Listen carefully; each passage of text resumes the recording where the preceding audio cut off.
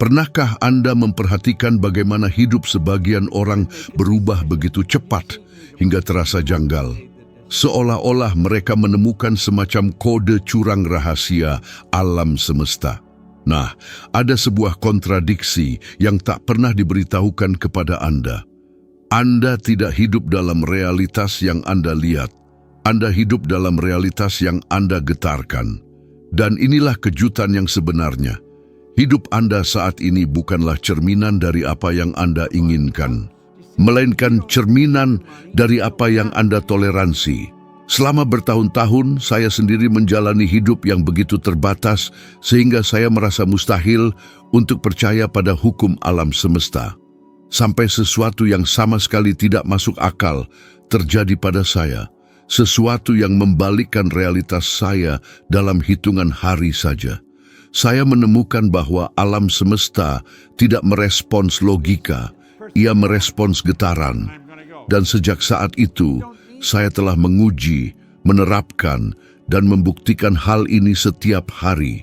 Getaran selalu menjadi bagian yang diabaikan orang, dan itulah tepatnya mengapa hidup mereka tidak pernah berubah. Mereka percaya bahwa hanya dengan mengulang afirmasi positif akan secara ajaib membuka segalanya. Namun mereka terus merasakan ketakutan, frustrasi, dan kecemasan yang sama seperti sebelumnya. Dan disitulah semuanya salah, karena alam semesta tidak merespons suara kata-kata Anda. Ia merespons nada perasaan Anda. Ini seperti mencoba menyetel radio hanya dengan memutar volume. Anda bisa mengeraskan suara sebanyak yang Anda inginkan, tetapi jika Anda berada di stasiun yang salah, Anda tidak akan pernah mendengar musik yang tepat. Butuh waktu bagi saya untuk memahami ini. Saya berpikir positif, tetapi saya bergetar negatif, dan getaran selalu menang. Saya ingat suatu masa dalam hidup saya ketika saya mengatakan pada diri sendiri bahwa semuanya akan baik-baik saja, tetapi setiap sel dalam tubuh saya berteriak sebaliknya. Dada saya akan sesak ketika waktu pembayaran sewa tiba. Perut saya bergejolak setiap kali saya melihat seseorang yang lebih sukses. Dan setiap kegagalan memperkuat getaran ketidakcukupan. Sungguh menarik bagaimana tubuh mengungkapkan apa yang coba disembunyikan oleh pikiran.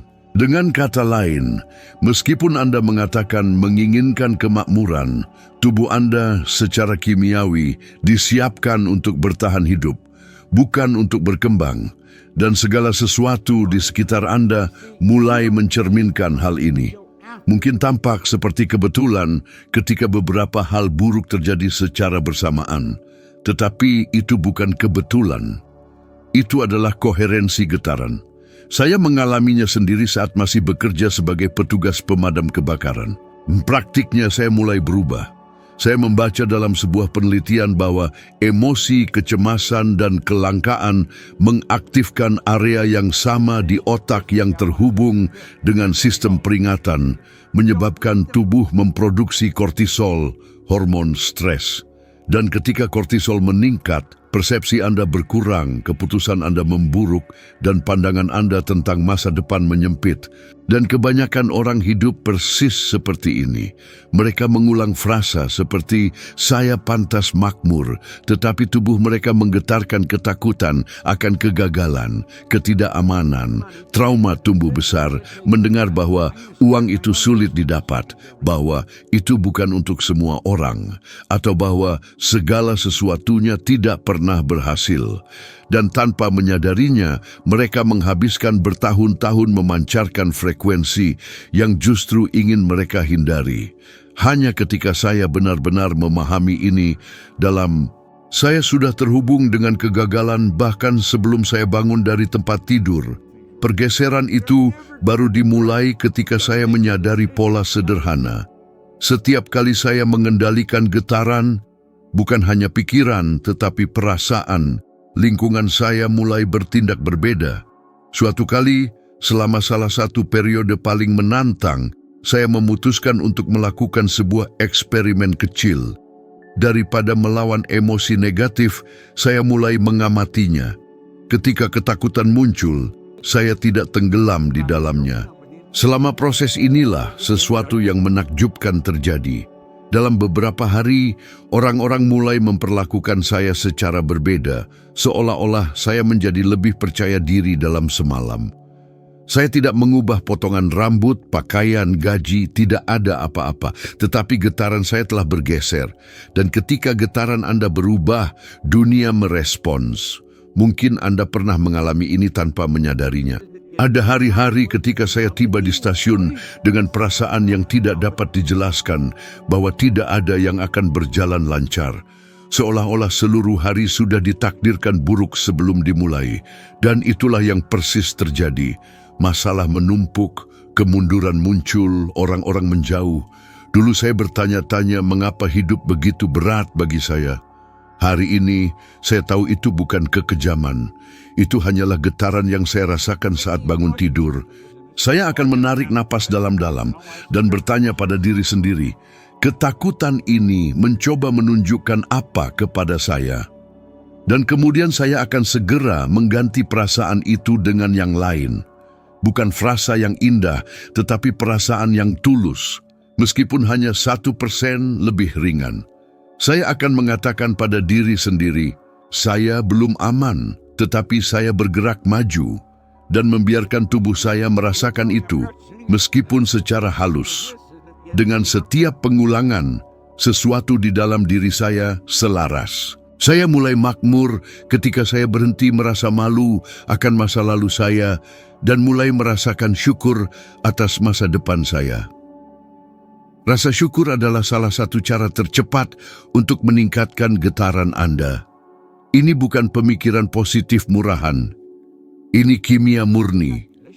Rasa syukur mengurangi kortisol, meningkatkan serotonin dan dopamin, dan menempatkan tubuh dalam keadaan reseptif.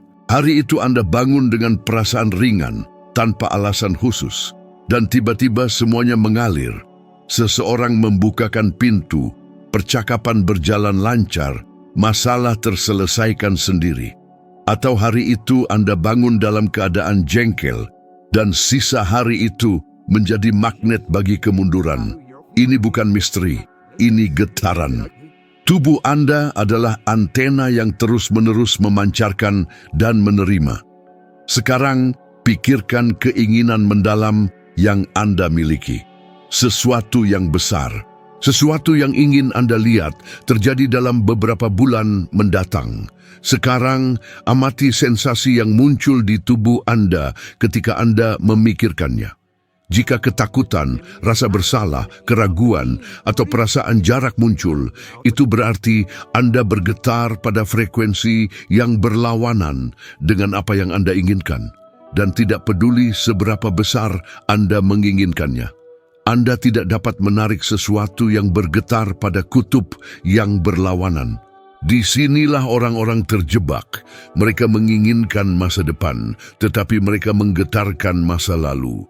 Mereka menggetarkan trauma, mereka menggetarkan perbandingan, mereka menggetarkan perasaan lama. Saya tidak cukup. Dan alam semesta yang tidak menghakimi, menghukum, atau memberi penghargaan, hanya merespons frekuensi yang aktif. Ini menjelaskan mengapa begitu banyak orang berbakat tetap stagnan, sementara orang lain yang terlihat biasa saja bisa maju begitu cepat. Rasakan kepastian. Meskipun terasa aneh, lanjutkan. Getaran ditingkatkan melalui latihan pengulangan, bukan oleh kesempurnaan. Dan amati apa yang terjadi. Bukan karena itu sihir, tetapi karena itu adalah keselarasan alami. Anda mengubah getaran Anda, dan dunia berubah bersama Anda. Karena sudah selalu seperti ini. Karena akan selalu seperti ini. Karena Anda tidak pernah menarik melalui apa yang Anda katakan. Anda selalu menarik melalui apa yang Anda rasakan. Jebakan terbesar yang menghalangi orang untuk benar-benar memanfaatkan hukum tarik-menarik adalah kecenderungan otomatis ini untuk menginginkan masa depan sambil terus bersikap seperti orang yang sama dari masa lalu. Dan ini menciptakan konflik internal yang begitu besar sehingga getaran tidak pernah selaras. Dan ketika tubuh reseptif, getaran meningkat. Dan ketika getaran meningkat, realitas mulai mengatur ulang dirinya sendiri demi keuntungan Anda. Jika Anda ingin melakukan sesuatu hari ini yang benar-benar berhasil, lakukan ini selama 3 hari saat bangun tidur. Pejamkan mata Anda selama 2 menit dan bayangkan sesuatu yang Anda inginkan seolah-olah Anda sudah menjalaninya. Dan jangan berpikir, rasakan. Rasakan di tubuh Anda. Rasakan di dada Anda. Rasakan keringanan itu. Rasakan kedamaian. Saya ingat dengan jelas ketika saya mulai menerapkan ini. Saat itu saya berpenghasilan sedikit, menanggung utang, dan hidup dengan perasaan konstan, selalu 2 langkah di belakang dalam hidup. Saya menginginkan realitas yang berbeda, tetapi saya bereaksi terhadap segala sesuatu seperti seseorang yang kalah. Postur saya mengkhianati rasa tidak aman. Nada suara saya, bahasa tubuh saya, bahkan cara saya mengatur hari menunjukkan bahwa saya masih tidak percaya pada diri sendiri. Alam semesta tidak merespons apa yang Anda impikan. Ia merespons apa yang Anda pertahankan secara energik, dan pertahanan ini tidak datang dari tujuan, melainkan dari identitas. Saya menyadari ini saat saya memahami bahwa keinginan tidak mengubah apapun. Yang berubah adalah ketika Anda mulai melihat keinginan Anda sebagai sesuatu yang sudah menjadi bagian dari diri Anda, bahkan sebelum bukti apapun muncul. Dan itu bukan karena saya tidak ingin percaya, itu karena identitas saya tidak selaras dengan apa yang saya inginkan. Itulah mengapa banyak orang berkata, saya ingin makmur, tetapi menggetarkan ketakutan akan kegagalan. Mereka berkata, saya ingin cinta, tetapi menggetarkan penelantaran. Mereka berkata, saya ingin kedamaian, tetapi menggetarkan kecemasan. Ini bukan tentang menipu diri sendiri, berpikir positif, atau memalsukan kepercayaan diri. Ini tentang menyesuaikan cara saya melihat diri sendiri. Saya menghabiskan bertahun-tahun percaya bahwa saya membutuhkan bukti terlebih dahulu. Uang di bank, pengakuan eksternal, keamanan finansial. Tetapi itu justru kebalikan dari hukum tersebut. Hukum bekerja seperti ini. Anda bergetar seolah-olah Anda sudah menjadi, dan realitas merespons seolah-olah sudah demikian. Suatu kali saya masuk ke sebuah gedung komersial untuk mencoba mendapatkan kontrak kebersihan. Saya tidak tahu apa yang saya lakukan. Saya kekurangan teknik, keterampilan argumentasi, dan bahkan tidak memiliki seragam yang dikenakan para profesional di bidang itu. Semua ini tidak disadari, tetapi jelas terlihat dalam energi.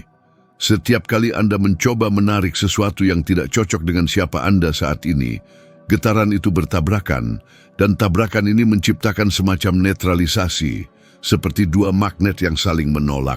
Penarikan hanya terjadi ketika keinginan dan identitas berbicara dalam bahasa yang sama. Saat itulah saya menyadari bahwa untuk menarik sesuatu, saya harus terlebih dahulu menjadi kompatibel dengannya. Tetapi saya melakukan sesuatu yang berbeda. Hari itu, sebelum memasuki gedung, saya memejamkan mata di dalam mobil dan membayangkan diri saya sebagai seseorang yang dicari, bukan seseorang yang memohon. Saya membayangkan diri saya dipandang sebagai orang yang dapat dipercaya, sebagai seseorang yang sudah memiliki otoritas, seseorang yang memancarkan ketenangan, dan sesuatu yang luar biasa terjadi. Ketika saya masuk ke tempat itu, orang-orang memperlakukan saya persis seperti itu.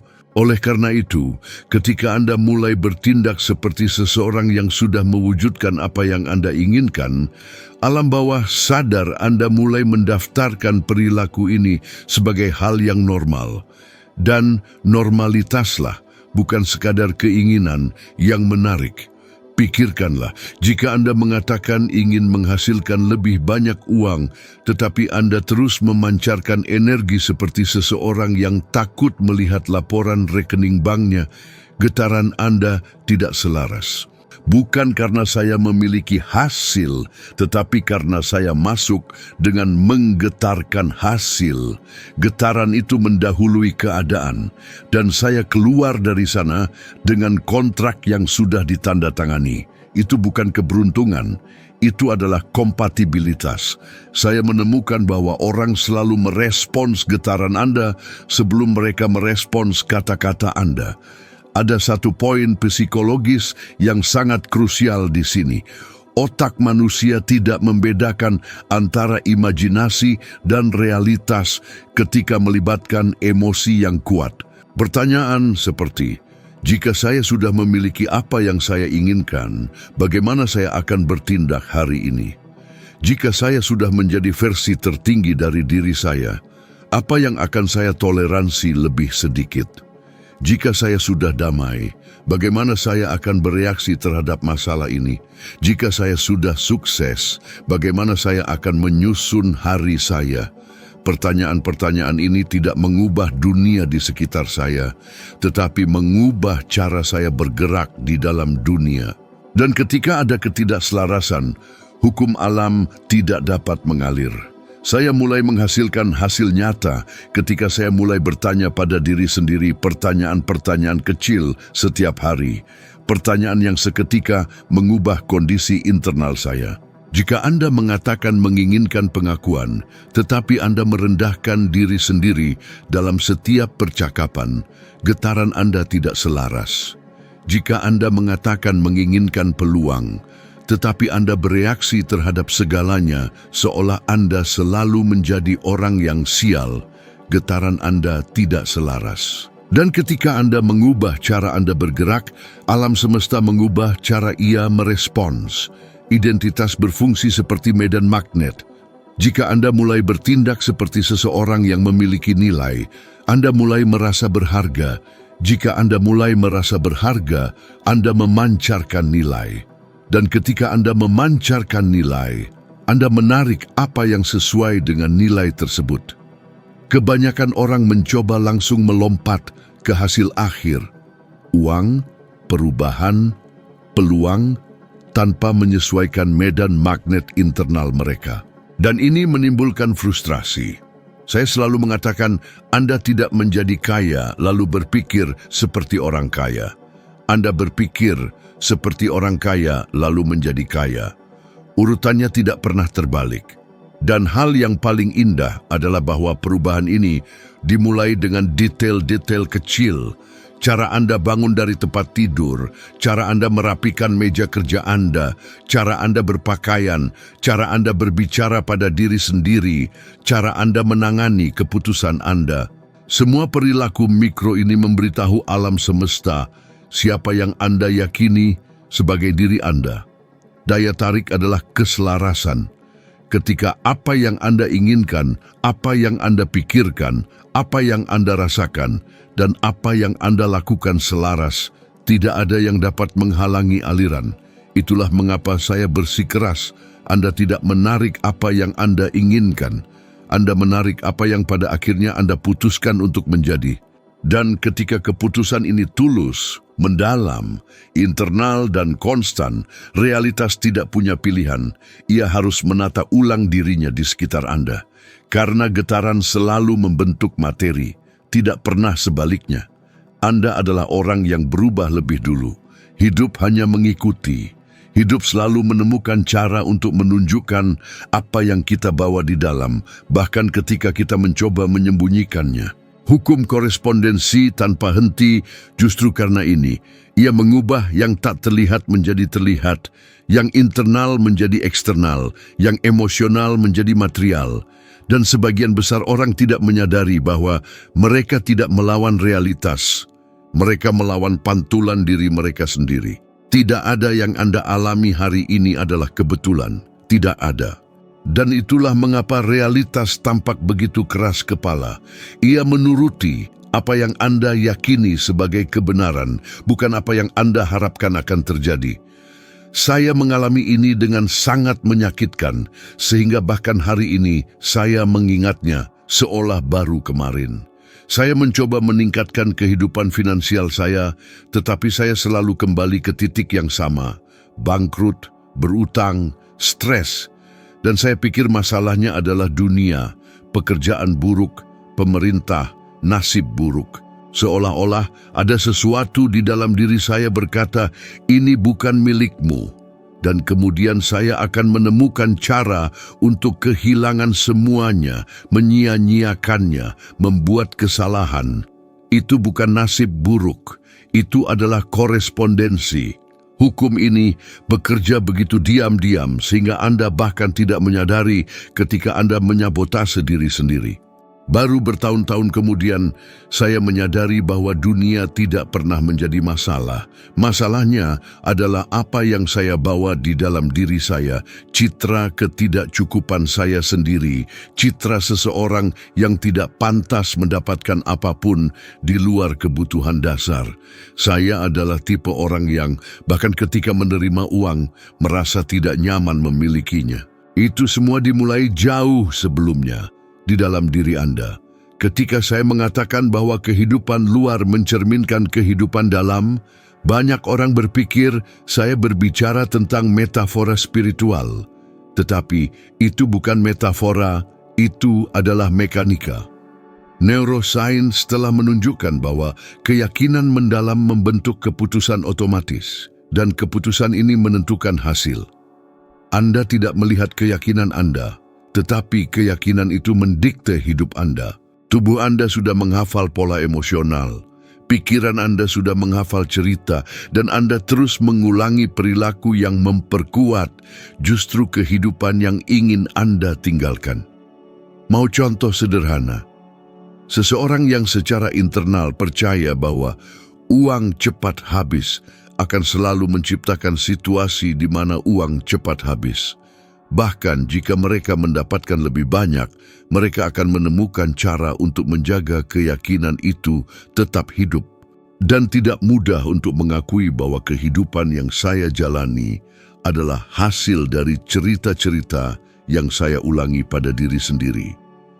Ketika saya akhirnya menerima ini, saya menyadari bahwa hukum korespondensi adalah salah satu hukum paling membebaskan yang ada. Karena ia mengambil kekuatan dari orang lain dan mengembalikan kekuatan kepada Anda. Orang lain yang percaya bahwa tidak ada yang bisa dipercaya akan selalu menarik hubungan di mana tidak ada kepercayaan. Tidak peduli siapa yang mendekat, mereka akan melihat sesuatu yang salah, menafsirkannya secara terdistorsi, atau bertindak dengan cara yang menyebabkan hubungan itu runtuh. Ini adalah siklus yang sempurna dan merusak. Itulah mengapa saya perlu menulis ulang sepenuhnya dunia internal saya sebelum mengubah dunia eksternal saya. Ia mengatakan, apa yang ada di luar hanya berubah karena Anda berubah di dalam. Saya ingat suatu periode ketika saya berjuang untuk menutup kontrak baru dan sepertinya tidak ada yang percaya pada saya. Saya pergi dari pintu ke pintu, membuat proposal, menjelaskan, berargumen, tetapi semuanya tampak macet. Hingga suatu hari, sendirian di rumah, saya berhenti sejenak dan bertanya pada diri sendiri, apakah saya akan percaya pada diri sendiri jika saya berada di pihak lain? Jawaban itu menghantam saya seperti pukulan. Saya tidak akan percaya, bukan karena kurangnya keterampilan, melainkan karena postur emosional saya. Pandangan saya menunjukkan ketidakamanan. Energi saya goyah. Saya mencoba meyakinkan orang dengan kata-kata, sementara getaran saya meneriakkan keraguan. Dan hidup hanya mengorespondensi. Ketika saya memahami ini, saya mulai mengerjakan bagian internal saya sebelum tindakan apapun. Saya mulai mengamati diri saya dengan kejujuran brutal. Saya menyadari bahwa dialog internal saya penuh dengan frasa seperti, ini terlalu besar untuk saya tidak pandai dalam hal ini, segalanya selalu salah bagi saya. Dan selama jenis pemikiran ini adalah cerminan di dalam diri saya, realitas di luar sana hanya bisa membentuk dirinya sesuai dengan itu. Mengerikan untuk menyadari betapa banyak kita membawa keyakinan yang diwarisi, kenangan menyakitkan, Frasa yang diucapkan oleh orang lain yang berubah menjadi dinding tak terlihat di dalam. Itu ada di dalam diri masing-masing. Ketika saya mulai memprogram ulang citra diri saya, semuanya berubah dengan kecepatan yang mengesankan. Saya berhenti mengharapkan penolakan dan mulai mengharapkan pengakuan. Saya berhenti bertindak seperti seseorang yang perlu membuktikan sesuatu dan mulai bertindak seperti seseorang yang memiliki nilai. Dan seolah-olah alam semesta telah mengubah arah angin. Orang-orang yang sebelumnya tidak mendengarkan saya mulai mencari saya. Pikiran kita, dinding yang mencegah kita maju, tetapi ketika Anda mulai merobohkannya, hidup mulai terbuka seolah-olah seseorang telah membuka mekanisme rahasia. Karena setiap kali Anda mengubah keyakinan, Anda mengubah getaran Anda. Dan setiap kali Anda mengubah getaran Anda, realitas menyesuaikan. Sebuah studi terkenal oleh Universitas Yale menunjukkan bahwa orang dengan harga diri tinggi cenderung menafsirkan tantangan sebagai peluang, sementara orang dengan harga diri rendah menafsirkan peluang sebagai ancaman. Ini bukan kebetulan, ini adalah korespondensi.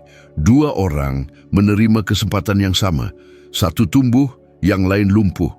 Perbedaannya bukan pada kesempatan itu. Pintu-pintu yang dulunya tampak tertutup begitu saja terbuka. Situasi yang dulunya macet mulai mengalir.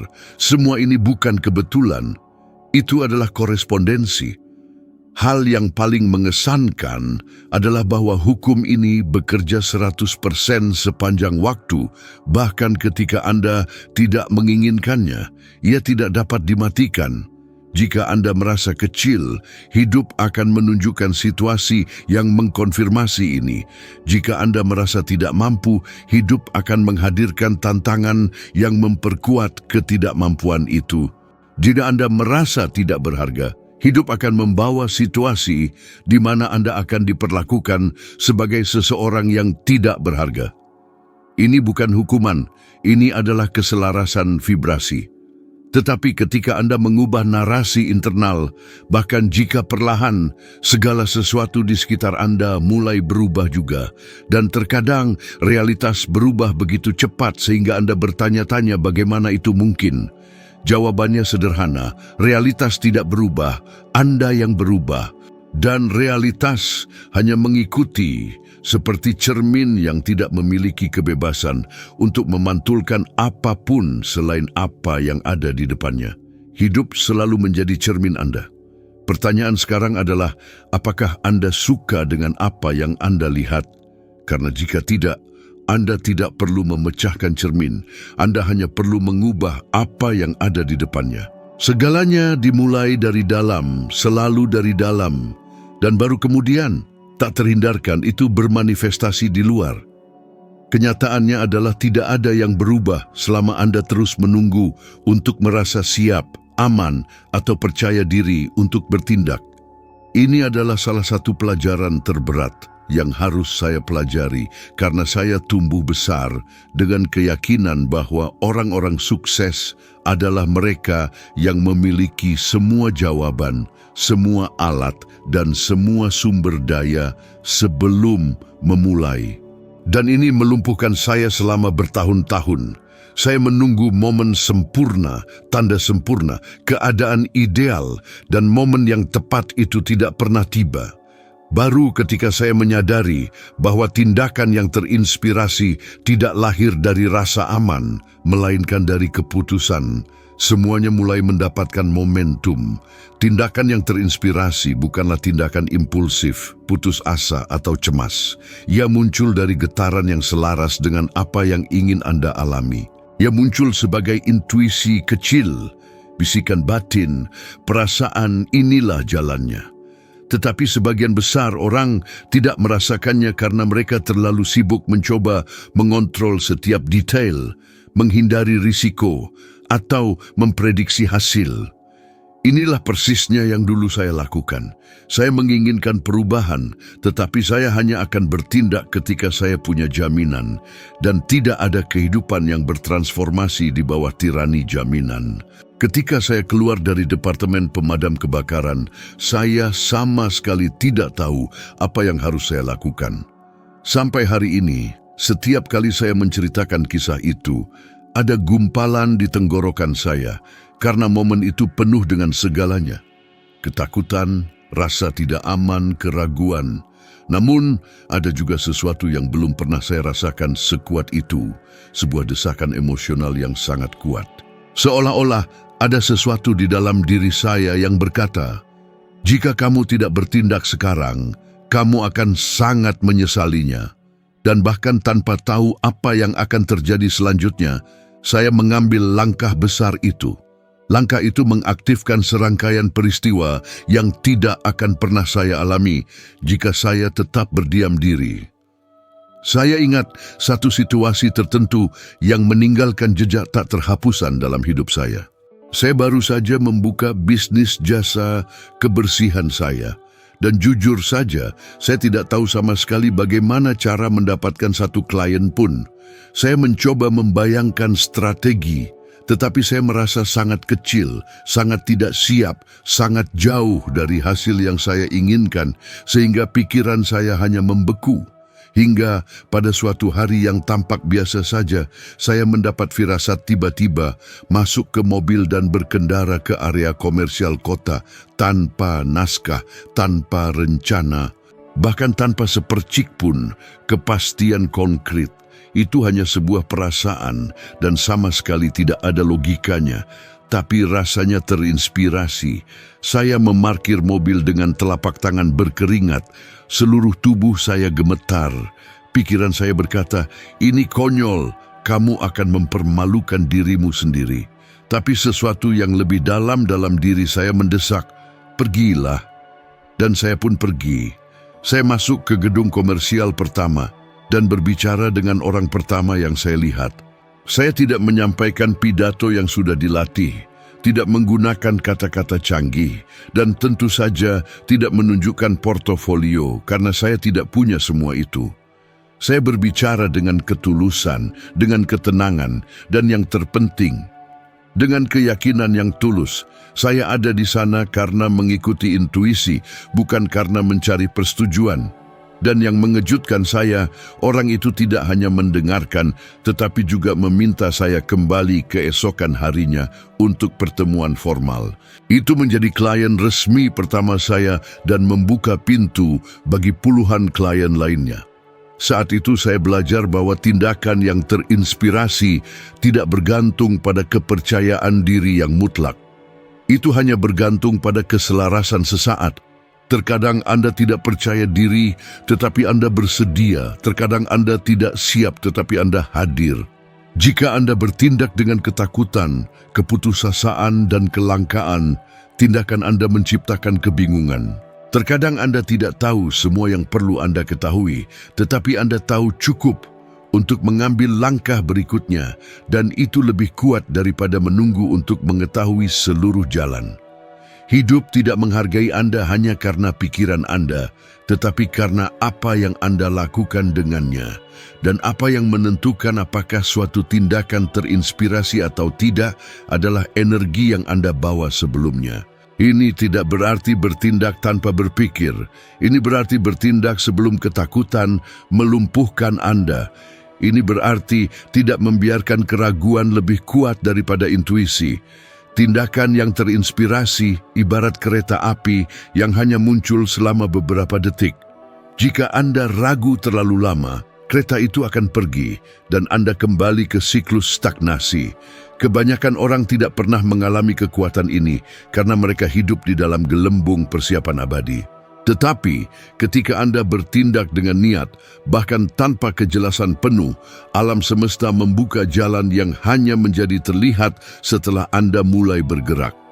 Ada sebuah studi menarik yang diterbitkan oleh Harvard Business Review yang menunjukkan bahwa keputusan cepat yang selaras dengan visi pribadi menghasilkan hasil hingga 4 kali lebih besar daripada keputusan yang berlarut-larut, terlalu diperhitungkan, dan lumpuh secara emosional. Saya akan mulai ketika saya punya sedikit uang cadangan. Saya akan mencoba ketika saya merasa lebih aman. Saya akan melakukan perubahan ketika semuanya menguntungkan. Tetapi mereka yang berpikir seperti ini melupakan bagian terpenting. Tidak ada yang menjadi menguntungkan sampai Anda bergerak. Dunia luar hanya mengubah bentuknya setelah Anda mengubah getaran Anda dan memvalidasi perubahan itu dengan tindakan. Saya sendiri perlu mematahkan pola menunggu persetujuan. Untuk waktu yang lama, saya takut membuat kesalahan, takut gagal, takut terlihat tidak siap, dan itu membuat saya menghindari tindakan apapun yang akan membawa saya keluar dari zona nyaman saya. Tetapi ketika saya menyadari bahwa tindakan yang terinspirasi tidak menuntut kesempurnaan, melainkan kehadiran, dunia batin saya meluas. Saya mulai memperhatikan tanda-tanda yang selalu ada, tetapi saya abaikan. Peluang yang tampak tidak terlihat mulai muncul.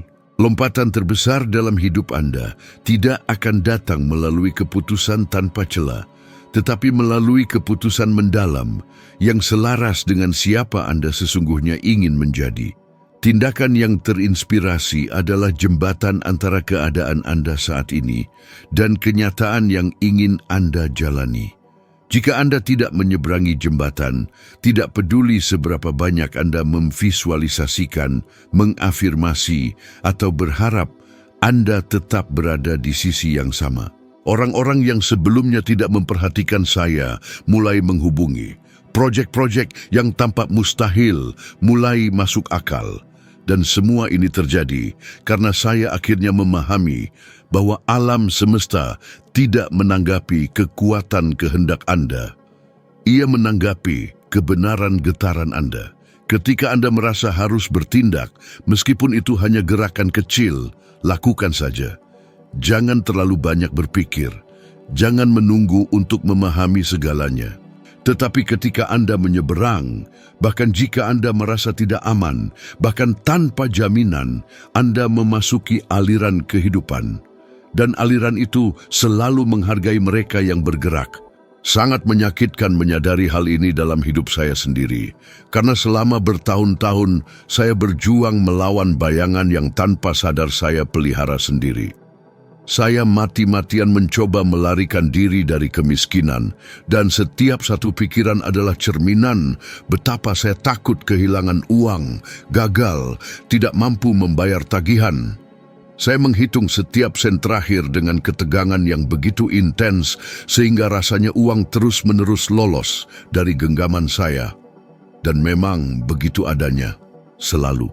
Ada mekanisme diam-diam yang mengatur sebagian besar pengalaman manusia dan hanya sedikit orang yang menyadarinya sampai mereka berulang kali mengalami rasa sakit yang sama. Semua yang Anda hindari, semua yang Anda coba hindari dengan segala cara, semua yang Anda takuti untuk ditemui, pada akhirnya akan menemukan Anda. Bukan karena Anda menginginkannya, tetapi karena getaran Anda mengatur dirinya sendiri secara tepat di sekitar apa yang Anda coba sembunyikan dari diri Anda sendiri. Bukan karena hidup tidak adil kepada saya, tetapi karena getaran saya dibentuk oleh ketakutan. Ketakutan menciptakan medan tariknya sendiri. Ketakutan memiliki ingatan. Ketakutan memiliki efek fisik pada tubuh. Ia mempercepat detak jantung, menyempitkan pernapasan, menghalangi kreativitas, dan menutup pintu bahkan sebelum Anda mencoba membukanya.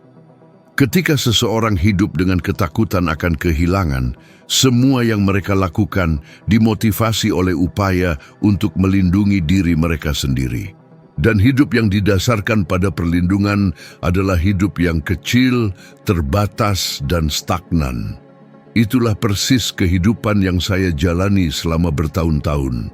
Saya ingat satu momen tertentu, masih di masa-masa awal bisnis jasa kebersihan saya. Saya telah mendapatkan beberapa kontrak dan mulai berkembang, tetapi setiap malam saya berbaring di tempat tidur dengan ketakutan yang mengerikan bahwa semuanya akan berantakan. Saya sedang melayani salah satu klien pertama saya, sebuah kontrak yang signifikan bagi saya saat itu. Saya melakukan pekerjaan sebaik mungkin, tetapi sepanjang layanan saya merasakan kegelisahan yang luar biasa, seolah-olah sewaktu-waktu ia akan memberitahu saya bahwa ia tidak lagi membutuhkan jasa saya. Itu adalah ketakutan yang tidak rasional, tetapi saya terlalu memperhatikannya sehingga terasa nyata. Dan sore harinya, klien memanggil saya untuk berbicara. Dan bahkan tanpa menyadarinya, saya bertingkah seolah saya hanya menunggu semuanya runtuh. Saya meragukan diri sendiri, memutar ulang setiap percakapan, bertanya-tanya, apakah saya telah mengatakan sesuatu yang salah, berusaha terlalu keras untuk menyenangkan, menerima kondisi yang tidak adil, hanya untuk menghindari risiko klien mundur. Saya terperangkap dalam siklus penghindaran, bukan siklus ekspansi. Dan kemudian, sesuatu terjadi yang meninggalkan jejak mendalam pada diri saya. Saat itu juga, hati saya mencelos. Saya tahu apa yang akan terjadi, atau lebih tepatnya, saya yakin saya tahu. Saya berharap mendengar, kami tidak akan melanjutkan kontrak. Dan yang mengejutkan, ia mengatakan persis itu. Hanya saja alasan yang ia berikan tidak ada hubungannya dengan pekerjaan saya. Ia hanya mempekerjakan layanan internal untuk perusahaannya sendiri. Tetapi saya berdiri di sana lumpuh, merasa seolah-olah saya telah menariknya. Dan memang benar, saya tidak menarik kerugian itu karena saya melakukan kesalahan. Saya menariknya karena saya memancarkan rasa tidak aman sebelum, selama, dan setelah layanan. Pikiran saya tidak dapat membayangkan hasil yang positif, sehingga tubuh saya memancarkan kekalahan. Dan ketika Anda memancarkan kekalahan, tidak peduli seberapa keras Anda bekerja, segala sesuatu di sekitar Anda mulai bertindak seolah-olah Anda sedang kalah. Kontrak itu bisa saja berakhir bagaimanapun caranya, tetapi cara saya mengalami situasi itu secara emosional mengajarkan saya sesuatu yang berharga. Ketika Anda lari dari ketakutan, ketakutan akan mengejar Anda, dan ia lebih cepat. Hal yang sama terjadi dalam hubungan. Berapa banyak orang yang hidup dengan ketakutan akan penolakan dan, tanpa sadar, membangun perilaku yang mendorong orang lain menjauh. Hidup memperlakukan Anda sebagaimana Anda memperlakukan diri sendiri. Jika Anda percaya tidak dapat menghadapi kerugian, hidup menempatkan Anda dalam situasi untuk menghadapi kerugian. Jika Anda percaya Anda tidak pandai mengelola uang, hidup menghadirkan tantangan finansial yang konstan. Dan alam semesta menanggapi getaran jauh sebelum menanggapi kata-kata. Saya mengenal banyak orang berbakat yang tidak pernah makmur secara finansial karena mereka mati-matian lari dari gagasan kegagalan.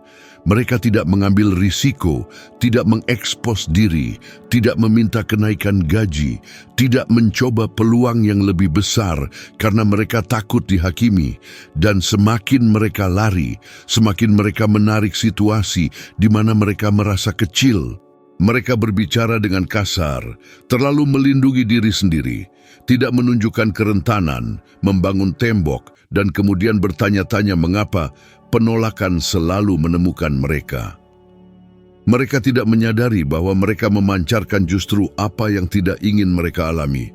Rasa tidak aman memiliki aroma, kelangkaan memiliki nada suara, kekhawatiran memiliki postur. Ini bukan hukuman. Ini adalah koherensi. Bahkan ada pola yang dipelajari dalam psikologi yang disebut ramalan yang terpenuhi dengan sendirinya, self-fulfilling prophecy. Ketika Anda sangat takut akan sesuatu, sikap Anda secara tidak sadar mulai selaras untuk mengubah ketakutan itu menjadi kenyataan. Anda bertindak defensif, tidak stabil secara emosional, atau ragu-ragu, dan reaksi-reaksi ini membentuk hasil akhir. Penghindaran menciptakan daya tarik. Alih-alih menghindari penolakan, saya harus memperkuat harga diri saya. Daripada mencoba mencegah kehilangan klien, saya perlu menawarkan layanan yang begitu prima hingga tidak akan menjadi kekhawatiran sama sekali. Dan di atas segalanya, alih-alih takut akan kegagalan, saya perlu membiarkan kegagalan menjadi sekadar sebuah episode, bukan sebuah identitas. Saat itulah saya membuat pergeseran internal yang krusial. Saya mulai bertanya, apa yang ingin saya alami? Alih-alih, apa yang ingin saya hindari? Pertanyaan sederhana ini mengubah arah penyelarasan energi saya. Fokus saya beralih dari menghindari yang terburuk menjadi bergerak menuju yang terbaik. Ketakutan kehilangan cengkramannya karena saya berhenti memberinya perhatian yang selama ini menopangnya. Ketika Anda berhenti memberi makan ketakutan, ketakutan berhenti membentuk hidup Anda. Ketakutan menciptakan pengulangan. Dan hanya ketika saya berhenti lari, barulah hidup saya mulai mendapatkan stabilitas. Saya perlu bercermin dan mengakui bahwa saya takut. Bukan untuk berpura-pura berani, tetapi untuk mengubah ketakutan menjadi energi untuk bertindak. Ketika saya akhirnya menerima tanggung jawab atas apa yang saya sebarkan ke dunia, semuanya menjadi lebih jelas. Saya menyadari bahwa alih-alih lari dari kemiskinan, saya perlu berlari menuju kemakmuran. Sungguh luar biasa bagaimana segala sesuatunya berubah ketika ketakutan berhenti menjadi pusat getaran Anda. Orang-orang mulai merespons dengan cara yang berbeda. Situasi mulai mengalir. Peluang-peluang muncul dari tempat-tempat yang tidak terduga. Dan ini bukan kebetulan. Ini adalah pembebasan. Anda berhenti dikejar oleh apa yang Anda takuti dan mulai dipandu oleh apa yang Anda inginkan. Ada satu momen dalam hidup setiap orang yang benar-benar memutuskan untuk berubah, di mana alam semesta seolah mengajukan pertanyaan tanpa suara. Apakah kamu benar-benar menginginkan ini, atau kamu hanya bersemangat selama beberapa menit? Dan pada titik inilah kebanyakan orang menyerah. Bukan karena mereka tidak mampu, melainkan karena mereka mengacaukan rintangan dengan penolakan, ujian dengan kegagalan, penundaan dengan kemustahilan. Jika ada satu hal yang saya pelajari dengan susah payah, itu adalah bahwa setiap kali Anda secara internal menyatakan pola baru, versi baru diri Anda, arah baru untuk hidup Anda akan dihadapkan pada sebuah ujian kecil. Bukan untuk menghukum Anda, tetapi untuk mengukuhkan getaran Anda. Alam semesta hanya memberikan apa yang Anda tegakkan secara konsisten, bukan apa yang hanya Anda ungkapkan sekali. Ketika saya mulai mengubah perilaku, pikiran, dan energi saya, hasilnya tidak langsung datang. Bahkan, saya merasa seolah-olah semuanya memburuk. Ini hampir ironis, karena banyak orang mengalami hal ini dan segera berkata, "Lihat, percuma mencoba, percuma berubah." Tapi yang tidak mereka sadari adalah bahwa sinyal-sinyal awal ini bukanlah akhir, itu adalah awal. Itulah yang persis terjadi pada saya ketika saya meninggalkan pekerjaan saya dan memulai bisnis pembersih saya. Saya penuh harapan, bergetar secara berbeda, merasa mampu untuk pertama kali.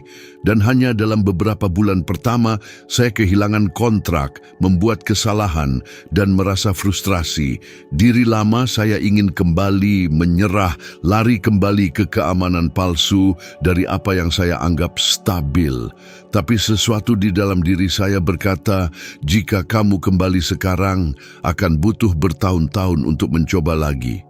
Saya ingat satu kontrak spesifik yang menjadi titik balik. Itu adalah pekerjaan besar bagi saya saat itu. Saya melakukan layanan itu dengan dedikasi. Saya mendorong diri saya seperti belum pernah sebelumnya. Dan pada akhirnya, klien memutuskan untuk membatalkan perjanjian. Dan saat itu juga, pada momen itu, saya merasakan nyeri tajam di dada saya, pikiran itu. Saya tahu ini bukan untuk saya. Tapi segera setelah itu, suara lain, lebih dewasa, lebih selaras, muncul. Anda sedang diuji. Pertanyaannya adalah, apakah Anda lanjut atau Anda kembali? Saat itulah saya mengerti hidup saya sedang berubah, karena untuk pertama kali saya menanggapi ujian itu dengan menegakkan keputusan saya. Dan keteguhan inilah, kekeras-kepalaan positif ini, keyakinan vibrasi ini, yang membuka jalan-jalan yang tidak akan pernah saya akses seandainya saya mundur. Setiap kali Anda memilih untuk melanjutkan, bahkan di tengah ketidaknyamanan, getaran Anda akan stabil. Dan getaran yang stabil jauh lebih kuat daripada ledakan antusiasme yang singkat. Itu sebabnya pada titik ini dalam video, jika Anda merasa ini masuk akal, saya meminta Anda melakukan dua hal sederhana: berlangganan saluran dan klik suka sekarang. Ini bukan hanya isyarat teknis, ini adalah isyarat vibrasi. Ini Anda yang berkata pada diri sendiri, saya melanjutkan, saya berkomitmen. Saya bagian dari ini. Gerakan kecil ini memperkuat getaran yang ingin Anda pertahankan dan mencegah pikiran Anda menarik Anda kembali ke pola-pola lama. Komitmen adalah energi, dan energi menciptakan realitas. Tapi saya juga ingin menunjukkan sesuatu yang penting. Ujian tidak hanya datang dalam bentuk kerugian. Seringkali mereka datang sebagai pengalih perhatian. Ketika Anda mulai berubah, muncul situasi-situasi yang terlihat seperti peluang luar biasa, namun pada kenyataannya menyembunyikan pola-pola lama yang dihiasi kebaruan. Pikiran menyukai ini karena ia ingin menjaga Anda tetap dalam hal yang familiar, bahkan jika yang familiar itu merusak. Saya mengalaminya secara langsung. Setelah periode sulit, saya mulai menerima tawaran pekerjaan sementara yang gajinya sedikit sekali, tetapi terlihat aman, peluang-peluang kecil untuk kembali ke rutinitas lama. Dan untuk sesaat, godaannya sangat besar. Tapi saya menyadari bahwa menerima itu berarti meninggalkan jalan yang sedang saya bangun. Itu adalah ujian lain. Apakah saya cukup mempercayai getaran baru saya untuk mengatakan tidak pada hal yang kecil sambil menunggu hal yang besar? Ketika Anda memahami dinamika ini, Anda mulai melihat setiap rintangan dengan jelas. Tidak ada yang mencoba menjatuhkan Anda. Semuanya mencoba menguatkan Anda. Sebuah otot hanya tumbuh ketika ditantang. Begitu pula getaran Anda. Itu sebabnya ketika Anda memutuskan untuk mengubah hidup Anda perlu memutuskan untuk mengubah reaksi Anda terlebih dahulu. Ujian bukan pada apa yang terjadi. Ujian ada pada bagaimana Anda merespons. Apakah Anda merespons sebagai versi lama atau sebagai versi yang sedang Anda bangun? Jika Anda merespons dengan mengeluh, meragukan, meremehkan diri sendiri, putus asa, Anda kembali ke getaran sebelumnya. Tetapi jika Anda merespons dengan ketegasan, dengan fokus, dengan energi yang stabil, dengan tindakan yang sadar, Anda melewati ujian dan realitas memberikan ruang untuk fase baru. Saya sering mengatakan bahwa hidup itu seperti sebuah pintu otomatis. Ia hanya terbuka ketika Anda mendekat dengan keyakinan. Jika Anda mendekat dengan ragu-ragu, ia tidak bergerak. Jika Anda melangkah mundur, ia tetap tertutup. Tapi ketika Anda berjalan maju dengan keputusan, ia secara otomatis mengenali kehadiran Anda dan terbuka. Tindakan yang terinspirasi tanpa komitmen hanyalah impuls. Komitmen tanpa getaran yang selaras hanyalah usaha. Tapi getaran yang selaras ditambah tindakan yang konsisten, ditambah komitmen emosional, membentuk persamaan yang tepat untuk manifestasi. Dan ada sesuatu yang bahkan lebih penting.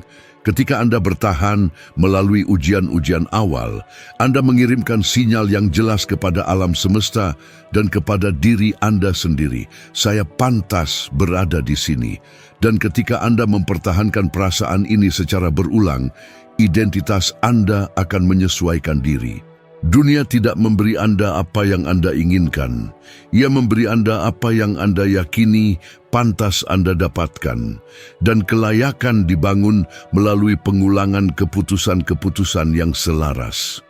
Oleh karena itu, jika saat ini Anda mengalami tantangan, rintangan, penundaan, atau situasi yang tampaknya bertentangan dengan apa yang Anda inginkan, tarik napas dalam-dalam. Ini tidak berarti semuanya berjalan salah. Itu berarti semuanya mulai berjalan dengan benar. Setiap pola baru membutuhkan keteguhan untuk dapat terbentuk. Setiap getaran baru perlu bertahan dari kebiasaan lama. Dan setiap kehidupan baru membutuhkan keputusan yang tidak berubah ketika angin bertiup. Anda tidak sedang dihukum, Anda sedang dibentuk. Dan semakin Anda mempertahankan keputusan Anda, semakin cepat alam semesta menopang Anda. Ada sesaat dalam hidup setiap orang ketika segalanya tampak terbelah menjadi dua, seolah-olah tanah terbelah di bawah kaki Anda dan tidak ada lagi yang masuk akal. Dan justru pada saat-saat inilah hukum polaritas bertindak paling kuat, bahkan ketika Anda tidak menyadarinya. Hukum ini menyatakan bahwa segala sesuatu memiliki dua sisi, benar-benar segala sesuatu. Masalahnya adalah ketika kita berada di tengah rasa sakit, satu-satunya hal yang bisa kita lihat adalah sisi yang menyakitkan. Saya sendiri telah melewati periode di mana kesedihan terasa lebih nyata daripada harapan apapun. Tetapi polaritas selalu ada, bahkan ketika saya buta terhadapnya. Ada satu momen dalam hidup saya ketika saya benar-benar percaya bahwa saya telah kehilangan segalanya. Itu lebih dari kerugian finansial, itu adalah kerugian emosional, internal, dan sunyi. Saya akan terbangun dengan beban begitu berat di dada, sehingga rasanya tubuh saya tidak akan patuh. Dan hal yang paling menakutkan adalah bahwa bahkan ketika orang mencoba menyemangati saya, sepertinya tidak ada yang sampai. Saya terjebak di kutub negatif pengalaman tersebut. Dan selama periode itu, saya menemukan sebuah kebenaran pahit. Anda tidak memilih dampak instan dari apa yang terjadi pada Anda. Tetapi Anda dapat memilih sisi pengalaman mana yang Anda putuskan untuk tetap Anda tinggali. Saat itulah hukum ini mulai menampakkan dirinya.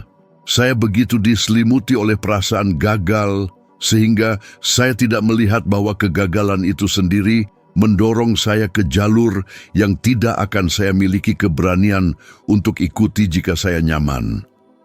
Sungguh menarik bagaimana hidup bekerja ketika Anda terlalu teguh pada sesuatu yang tidak lagi melayani Anda. Rasa sakit itu sendiri mendorong Anda ke sisi lain, ke arah yang akhirnya masuk akal. Polaritas itu gigih. Ia tidak ingin menghancurkan Anda, ia ingin menggerakkan Anda. Ketika saya kemudian menceritakan hal ini kepada seorang teman, dia berkata saya beruntung. Tapi keberuntungan tidak menjelaskan ketika sesuatu yang buruk menjadi awal dari sesuatu yang jauh lebih besar.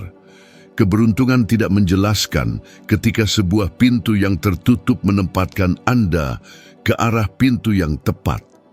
Keberuntungan tidak menjelaskan ketika kerugian yang tampaknya menghancurkan membuat Anda lebih kuat dari yang pernah Anda bayangkan. Ini adalah polaritas. Inilah kecerdasan alam semesta yang bekerja di balik layar, sementara Anda mencoba memahami kekacauan. Saya menghabiskan bertahun-tahun mengamati fenomena ini terjadi pada diri saya dan pada orang lain.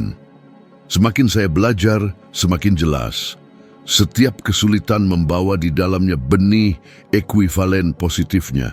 Ini bukan puisi, ini adalah hukum. Ketika Anda mengalami kutub rasa sakit, secara bersamaan ada kutub pertumbuhan, kejelasan, pembaruan, dan penaklukan.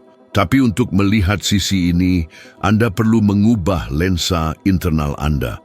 Penelitian dari Universitas Michigan menunjukkan bahwa individu yang dapat menafsirkan ulang peristiwa negatif sebagai peluang menunjukkan tingkat ketahanan emosional yang hingga 5 kali lebih tinggi.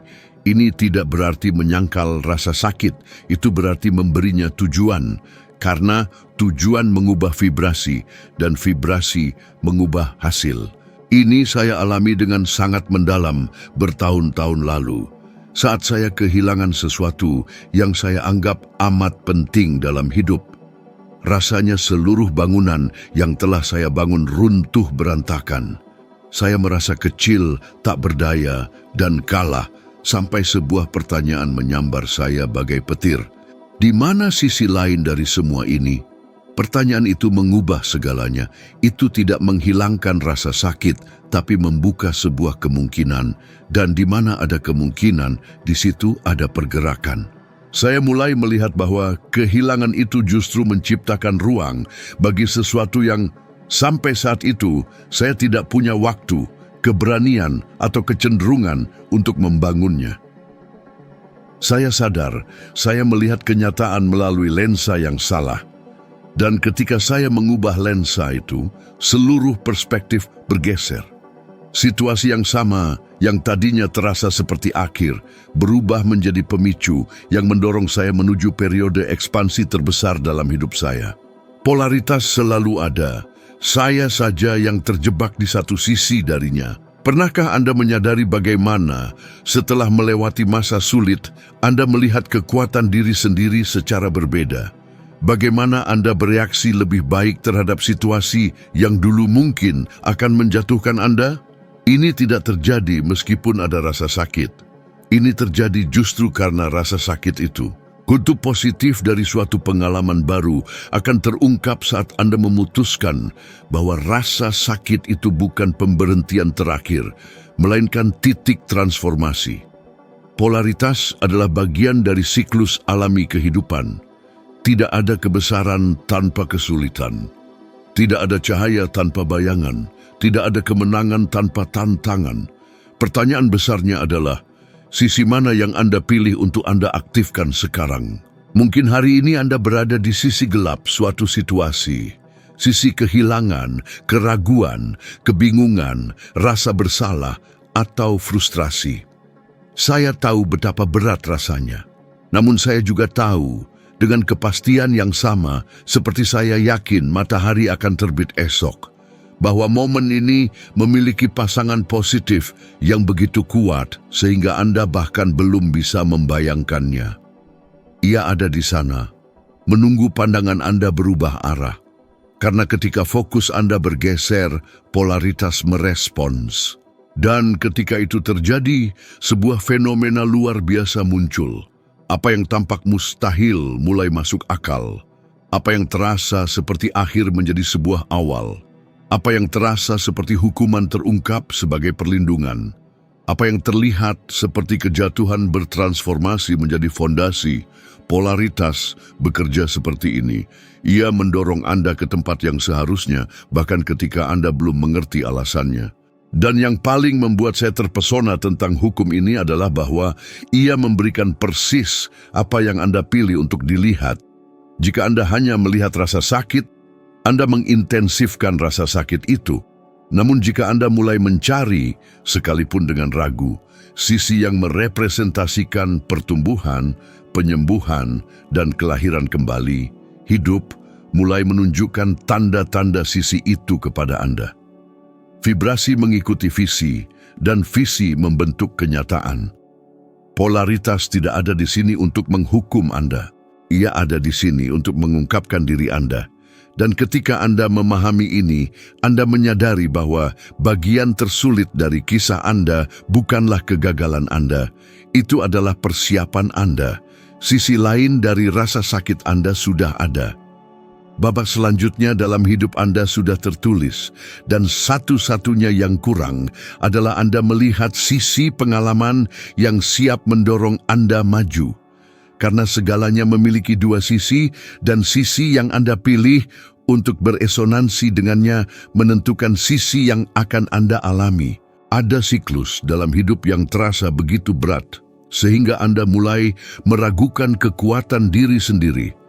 Hari-hari ketika segalanya seolah berhenti total, tidak ada yang mengalir, tubuh terasa berat, pikiran melambat, dan jiwa Anda serasa berjalan di pasir isap.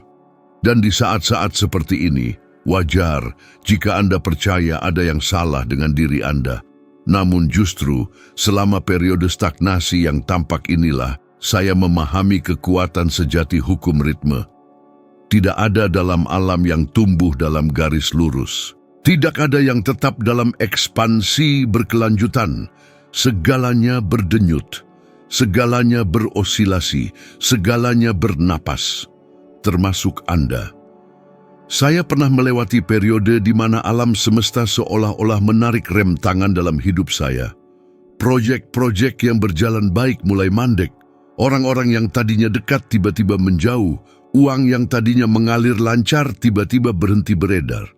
Dan saya akui, untuk sementara waktu saya percaya saya melakukan sesuatu yang salah. Itu adalah perasaan yang menyakitkan karena Anda mulai meragukan vibrasi diri sendiri, kapasitas diri sendiri, perjalanan hidup sendiri. Namun, setelah mengamati pola ini berulang kali, bukan hanya pada diri saya, tapi pada ratusan orang yang saya bantu, sesuatu menjadi benar-benar jelas. Ketika segalanya melambat, itu bukanlah hukuman, itu adalah persiapan. Ada detail menarik tentang alam yang hanya sedikit disadari. Pohon tumbuh lebih banyak selama musim dingin daripada musim panas. Bukan secara lahiriah, tapi secara batiniah. Akar-akarnya semakin menghunjam saat tidak ada yang terlihat terjadi di permukaan.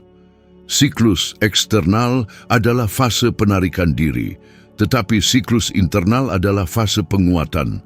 Dan kehidupan manusia bekerja persis dengan cara yang sama. Periode ketika segalanya tampak hening, seringkali adalah periode ketika Anda sedang ditata ulang, secara internal, secara maksimal. Vibrasi Anda sedang disesuaikan, keyakinan Anda sedang diuji. Tubuh Anda meminta istirahat untuk berkembang nanti, namun kita telah dikondisikan untuk percaya bahwa melambat itu identik dengan kegagalan. Saya ingat sebuah momen yang sangat mencolok ketika saya sedang melewati fase persis seperti itu. Tidak ada yang berhasil. Saya mencoba dan terus mencoba, tetapi rasanya alam semesta telah menutup setiap pintu. Energi saya rendah, motivasi saya goyah, dan setiap kesulitan kecil terasa seperti rintangan raksasa. Saya merasakan tekanan internal yang besar, seolah-olah saya gagal karena tidak menghasilkan, karena tidak berekspansi, karena tidak tumbuh. Dan di saat-saat itulah pikiran memperdaya Anda. Ia memberitahu Anda bahwa Anda sedang mundur, padahal sebenarnya Anda hanya bergerak mengikuti ritme alami. Dan baru ketika saya berhenti melawan, segalanya mulai masuk akal. Saya menyadari bahwa saya mencoba memaksa hidup bergerak sesuai tempo saya, padahal sayalah yang perlu menghormati waktunya. Perlawanan tidak akan membuat Anda maju, itu justru menjebak Anda. Ketika akhirnya saya menerima siklus itu, sesuatu mulai berubah. Kejernihan pikiran saya kembali, energi saya menata ulang dirinya sendiri. Dan dalam waktu singkat, peluang-peluang yang tadinya terblokir mulai muncul lagi dengan cara-cara yang tidak pernah saya duga. Sebuah studi dari Stanford menunjukkan bahwa otak manusia beroperasi dalam siklus alami energi tinggi dan rendah, dan bahwa memaksakan produktivitas konstan menyebabkan penurunan kinerja, peningkatan kecemasan, dan keputusan yang terdistorsi secara emosional. Ketika Anda berada dalam siklus rendah, tubuh Anda secara harfiah meminta reorganisasi internal. Namun karena budaya kita mengagungkan mentalitas jangan pernah berhenti, Banyak orang berperang dengan ritme mereka sendiri dan kehilangan energi justru dengan melawan apa yang tak terhindarkan. Ritme tak terhindarkan, osilasi tak terhindarkan, kemunduran sementara tak terhindarkan. Namun apa yang menentukan takdir Anda bukanlah siklus itu, melainkan respons Anda terhadap siklus itu. Ketika Anda memahami hukum ini secara mendalam, sesuatu yang sangat kuat terjadi. Anda berhenti menyalahkan diri sendiri atas periode lambat. Anda berhenti membandingkan diri dengan orang-orang yang tampaknya terus-menerus maju. Anda membebaskan diri dari gagasan beracun bahwa nilai seseorang terikat pada seberapa banyak yang ia hasilkan. Dan yang terpenting, Anda belajar menggunakan siklus itu untuk keuntungan Anda. Karena ritme tidak ada untuk memperlambat Anda, ia ada untuk mempersiapkan Anda. Ritme tidak ada untuk menghukum Anda, ia ada untuk menyelaraskan Anda. Ritme tidak ada untuk menanamkan ketakutan, ia ada untuk memberi Anda kekuatan. Pikirkan berapa kali Anda mengalami hal seperti ini. Fase stagnasi diikuti oleh ledakan peluang. Fase kelelahan emosional diikuti oleh kejernihan yang hampir supernatural. Fase keraguan mendalam diikuti oleh keputusan tegas yang mengubah hidup Anda. Ini bukan kebetulan, ini adalah ritme. Ketika hidup memperlambat Anda, ia sedang mempersiapkan Anda untuk menopang apa yang akan datang berikutnya. Karena apa yang datang berikutnya lebih besar dari yang Anda bayangkan. Ada masa ketika saya tidak memahami ini dan melawan siklus rendah saya. Saya mencoba bekerja lebih banyak, menghasilkan lebih banyak, berusaha lebih keras. Namun semakin keras saya berusaha, semakin banyak hal yang mandek. Hingga suatu hari, sesuatu yang sederhana namun transformatif terjadi. Saya mengizinkan diri saya untuk berhenti, dan dengan berhenti, saya mendengarkan. Saya menyadari bahwa momen itu bukanlah hukuman, itu adalah sebuah undangan. Sebuah undangan untuk menata ulang vibrasi saya. Sebuah undangan untuk meninjau pikiran saya. Sebuah undangan untuk menguatkan akar saya. Dan begitu saya menerima, hidup mulai mengalir lagi. Beginilah cara alam semesta bekerja. Ketika tiba saatnya untuk maju, ia mendorong. Ketika tiba saatnya untuk berhenti sejenak, ia menarik. Ketika tiba saatnya untuk bertumbuh, ia meluas. Ketika tiba saatnya untuk menguatkan, ia mengumpulkan. Jika Anda mencoba berekspansi saat seharusnya mengonsolidasi, Anda kehilangan energi. Jika Anda mencoba mengonsolidasi saat seharusnya berekspansi, Anda kehilangan kesempatan. Kebijaksanaan terletak pada mengenali siklus itu dan menari bersamanya. Dan inilah bagian paling indah dari hukum ini. Ketika Anda menghormati ritme kehidupan mulai menghormati Anda. Anda berhenti hidup berperang dengan waktu dan mulai hidup bermitra dengannya.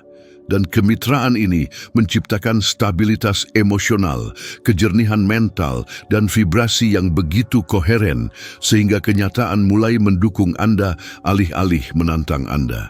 Terkadang siklus rendah Anda justru yang akan menempatkan Anda di jalan yang benar. Terkadang keheningan adalah awal dari ekspansi. Terkadang jeda adalah persiapan untuk lompatan. Dan ketika lompatan itu datang, dan itu pasti akan datang, Anda akan memahami bahwa setiap momen stagnasi yang tampak adalah pada kenyataannya momen konstruksi internal. Karena tidak ada, sama sekali tidak ada, yang tetap diam dalam hidup. Segalanya berdenyut, segalanya bernapas, segalanya berevolusi. Dan ketika Anda belajar menghormati ritme ini, hidup berhenti menyeret Anda dan mulai membimbing Anda. Dan saat Anda mengintegrasikan semua ini secara internal, mungkin Anda akan menyadari bahwa beberapa orang di sekitar Anda juga mengalami siklus yang sulit, menghadapi hambatan emosional, diam-diam melawan pola-pola yang bahkan tidak mereka tahu bagaimana menamainya. Jika ada bagian dari pesan ini yang beresonansi dengan Anda, mungkin inilah persis yang perlu didengar oleh seseorang yang dekat dengan Anda saat ini. Bagikan video ini kepada orang istimewa itu. Terkadang hanya satu pencerahanlah yang mampu menyalakan cahaya yang mungkin hilang di jalan mereka. Saya sungguh berterima kasih karena Anda telah melangkah bersama saya sampai sejauh ini, karena telah membuka hati untuk menerima ide-ide ini, dan saya akan menanti Anda di video berikutnya.